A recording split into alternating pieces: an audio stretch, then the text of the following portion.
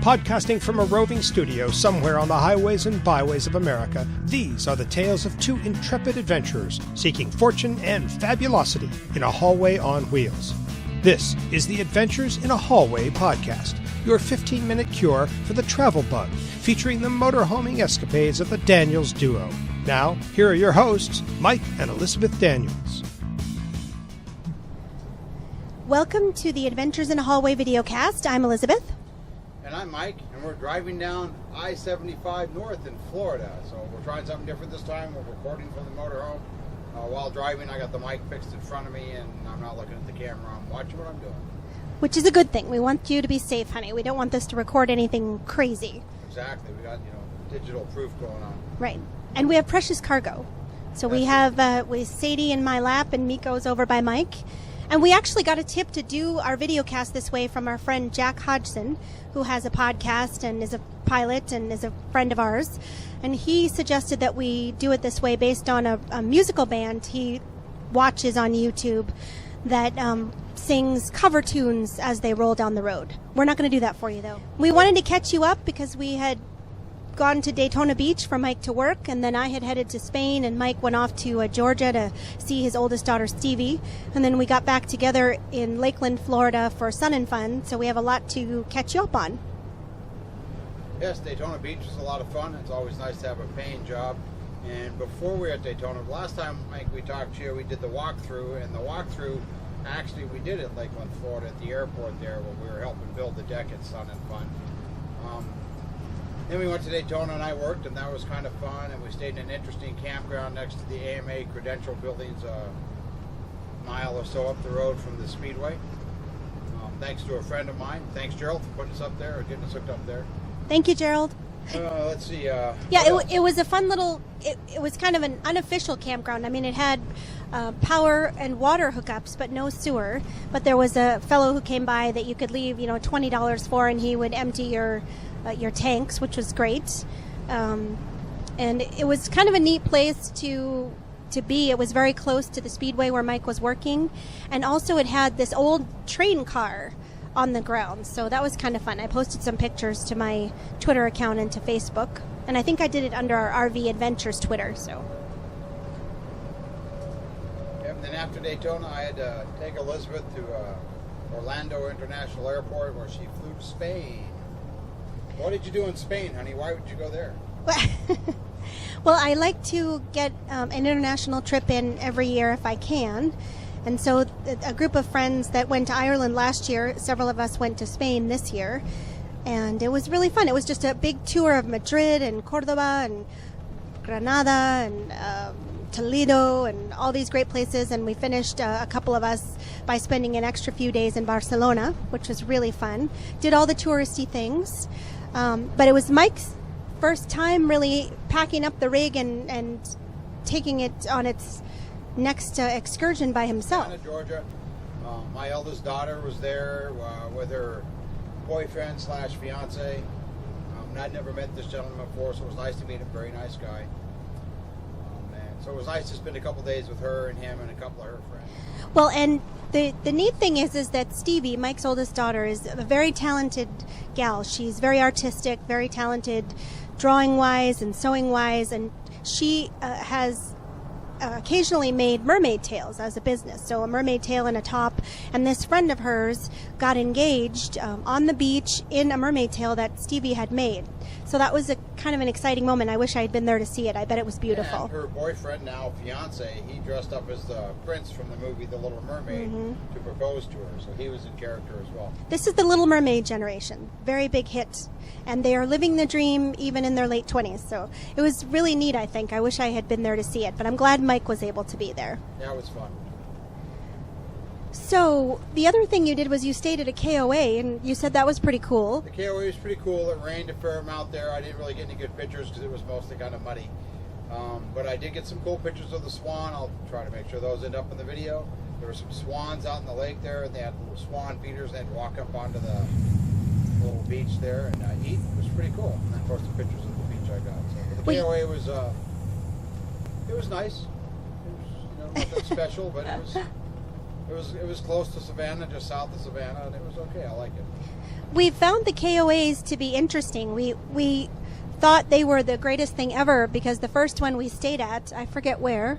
That was north of Fort Collins near Wellington, Colorado. That one was amazing, and we were only there just, I think, overnight. We didn't get a chance to do all the cool stuff that you could do while you were there. They had mini golf and Yeah. paddle boats. It was a really nice place where people were driving high-end motorhomes and Yeah. towing box trailers with Corvettes in them. Yes, It was yes. pretty cool. So we had this impression that KOAs, all of them, were going to be amazing, and that is not always the case. I mean, we've had fine experiences at all of them, but they are not all super whammy, fancy, everything to do under the sun that you might think. So, you know, it's kind of hit or miss with a KOA, but it was good because it was, you know, had full service for Mike, and it was close to Stevie and the activities in Savannah, so that was really good.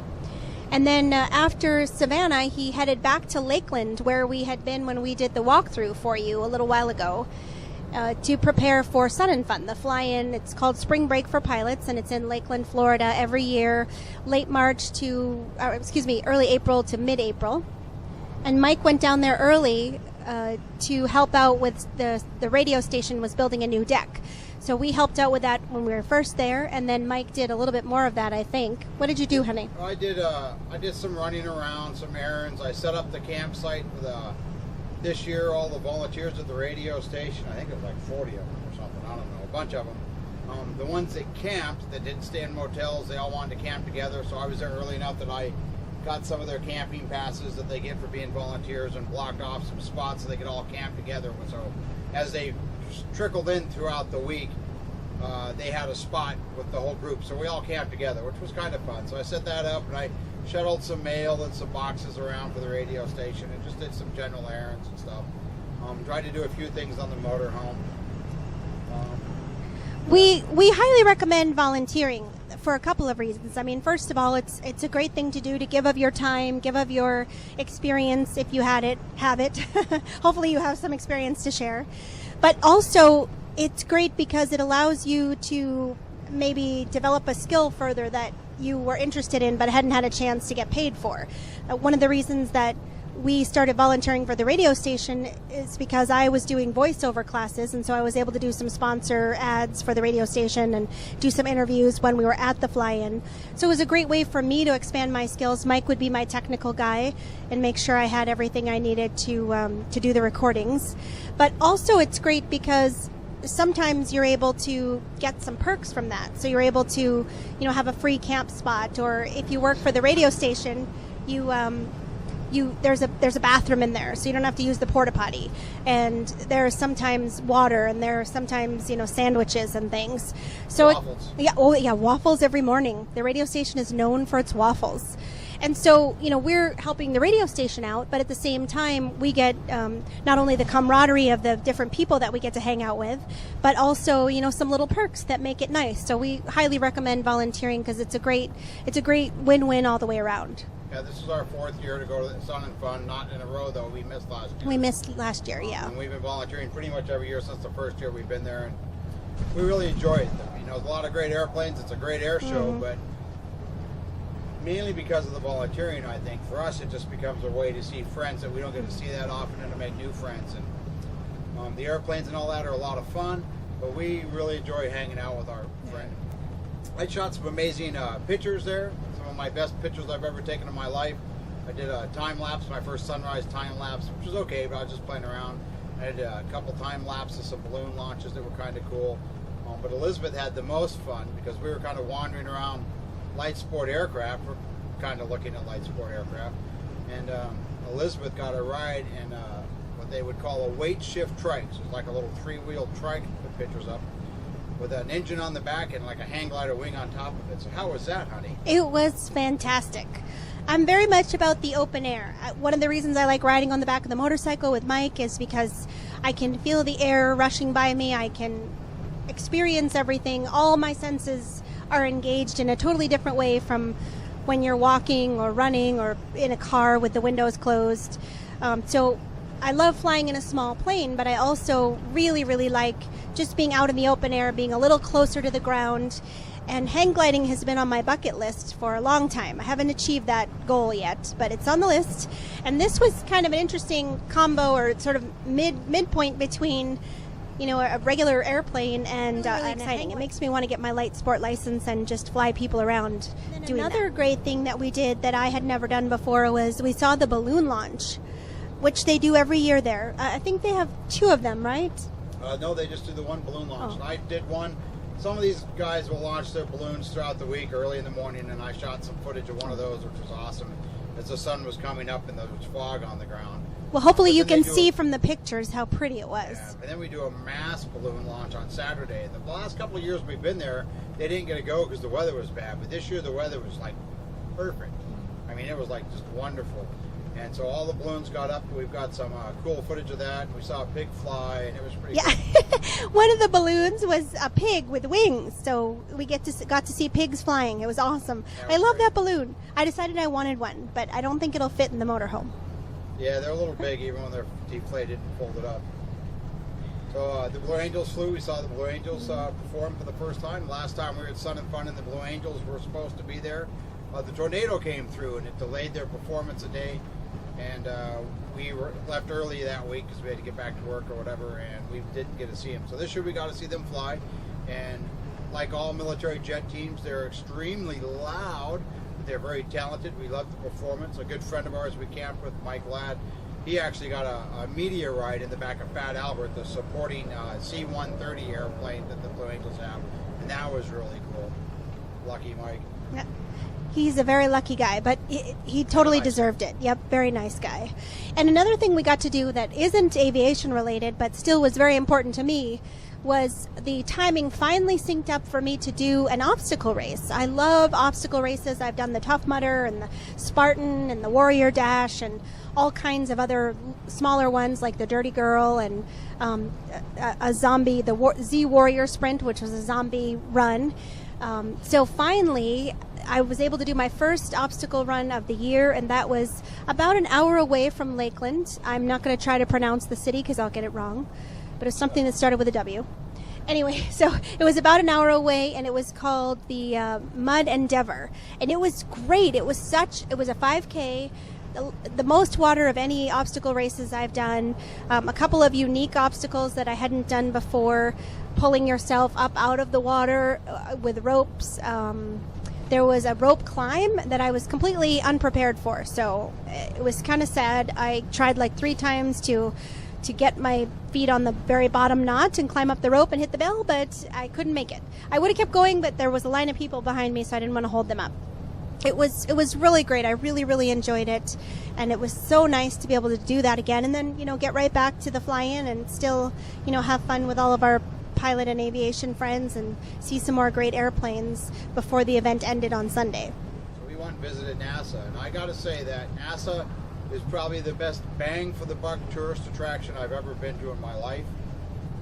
A friend of ours that lives close to there and who's been there like a dozen times or more gave us some advice. We paid general admission tickets for $25 each. They got different levels of tours you can do, but we just did the general admission one, and that gets you a bus ride around the complex. And they drop you off at the Apollo Center, and you go to the Apollo Center, which has a couple great videos that are cool. And you get into there, and you get to see the gift shop and all of that. And we had lunch there. And the bus ride takes you back, to the main visitor center. And at the main visitor center at the gift shop there, I bought myself a really cool space shuttle shirt. But to me, one of the best parts of it is when you walk into the centers like the Apollo Center, the introductory videos they get. I walked into the Atlantis Center, and the videos, when you walk into that, the video for it was just amazing. They talked a little bit, and some of it was acted out, but they talked about how they come up with the concept and some of the trials and errors they went through, and they show you the video of all of it, and it was very, very touching. I had quite the tear well up, and the way they did it all, they presented it was wonderful. And at the end of the second room that you're watching the video in, the screen lifts up that the video's on, and the actual spaceship's right behind it. So Atlantis continues to fly because it's hanging in a flying position like it would be if it was orbiting the Earth inside this big room. And it was just really, really cool. Then we did the launch exhibit too. It was the launch experience. And that also is free. Like Mike was saying, it's so much of this stuff is included. It's just a great bargain. But this launch experience is really fun. It's a motion machine, so it takes you basically through what a launch would be like, tilting you back 90 degrees, or at least it seems like it's 90 degrees. It was really, really cool. So much fun, and definitely worth it to get a little tiny bit of an inkling what it must be like for them. Another video that we saw was about the space shuttle, and the space station, not the space shuttle. The International Space Station. And the perspectives that they have, I mean, they're reaching out with the gloved hands, and it's like you're climbing up the ladder on the space station with them. It's pretty amazing stuff. They've done an incredible job. Right, and that was an IMAX video, one of 2 IMAX videos, which were also free.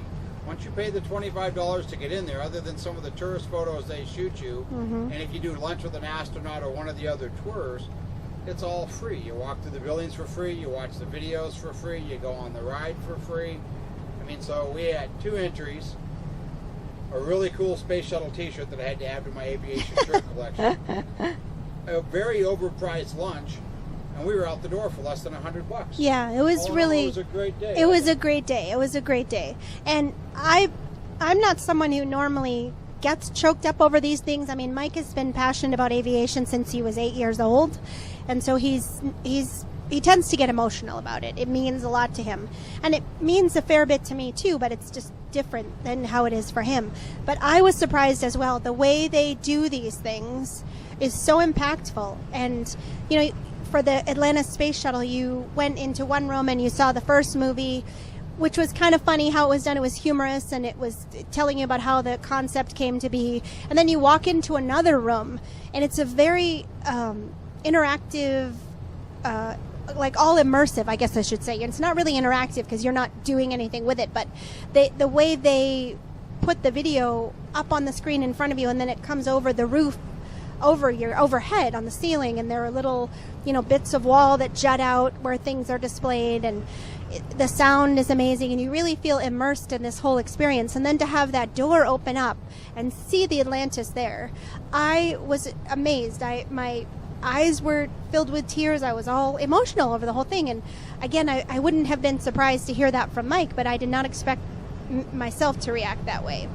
It was really moving, and I think part of what challenge we have in our society is that we see so many movies of all these things. Even the Blue Angels at the fly-in at Sun and Fun, I was watching them in their formations, and we see this stuff so much that you just it starts to lose the immensity of what it is. I mean, for those guys to fly in formation the way they do is incredible, what it takes to do that. And we see it so much that we're kind of like, oh yeah, we've seen it every day. So sometimes you have to just remind yourself of these incredible things that people are doing in aviation and have done, and the challenges that have been overcome to make this stuff happen. And then the value of all that research and what they learn about the human body and about, diseases and all kinds of things. So it's not a fruitless endeavor by any means. It's amazing achievements. But I know what some of you are thinking. You're thinking, yeah, it's cheap because the taxpayers fund it. I want to point out that it's very clearly printed on the ticket anyway, if you could trust the ticket, that the whole visitor center and all that experience is supported just by the visitor fees, just by the visitors. No taxpayers' money going to people visiting NASA. And NASA more and more these days, with all the budget cuts they have, do a lot of their funding through their partnership programs and reaching out commercially, like to SpaceX and so forth. Some of those companies. We saw a mock-up of the Orion, the next NASA, the U.S. government version of which looks like Apollo. Space vehicle. It looks like Apollo. Like an Apollo. Yeah. It's just a little bigger. And I'd seen information on it before, so I knew what it was going to look like. But that's supposedly going to be flying sometimes before the end of this year, I believe, 2014. So, and they're going to be looking at new launch vehicles, testing new rockets. Just to backtrack a tiny bit to Spain, I am posting pictures and stories about Spain on my personal blog, my coffeescroll.com blog, if you'd like to check that out. And what we can do with the video is post a couple of little pictures with our video cast here. But for the full scoop, there's so much. I mean, there's so many different cities, so much amazing stuff that that it's, you know, not. We don't have a full video cast devoted to that. So if you'd like to see those photos, you can go over to caucusgirl.com and read about the experience. We went to visit NASA. We stayed across, not too far from NASA, at the Manatee Hammock Campground. It's a county grand campground. It was like $30 a night. Full hookups, 50 amp, no TV, but hey, no cable anyway. Yeah, and it had this beautiful nice pier you could out walk into out the on water. It was awesome. It was well worth staying there. So if you're near Titusville, Florida, that's the place to go. Yes. We really have had audio problems, and we're hoping we've got most of those fixed. But we just introduced a whole new level of audio problems with the coach. I know. I was saying that to you earlier. I didn't know if this was a smart idea, but we'll see how it turns out. Most of our stuff has had some sort of issues anyway, and I appreciate the criticism and the critiques we get from most of you guys, and thank most of you that have not complained about the audio. Yeah. We appreciate that.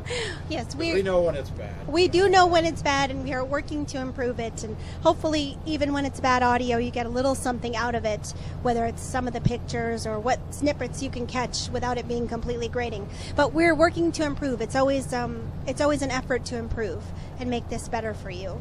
Yep, we'll keep trying to get better and better. And so, on our way to Milwaukee, we'll probably do our next video cast from there. So keep the comments and emails coming and so forth, and maybe one of these video casts will sit down and address some of those. We should probably do that. Yes, that's a good idea. So I guess bye for now. And, bye for now. Go have an adventure. Yes, this is Elizabeth. This is Mike. Go have an adventure. Thanks for venturing into the urban wilds with us. Until next time, join us for photos and more on our blog at adventuresinahallway.com.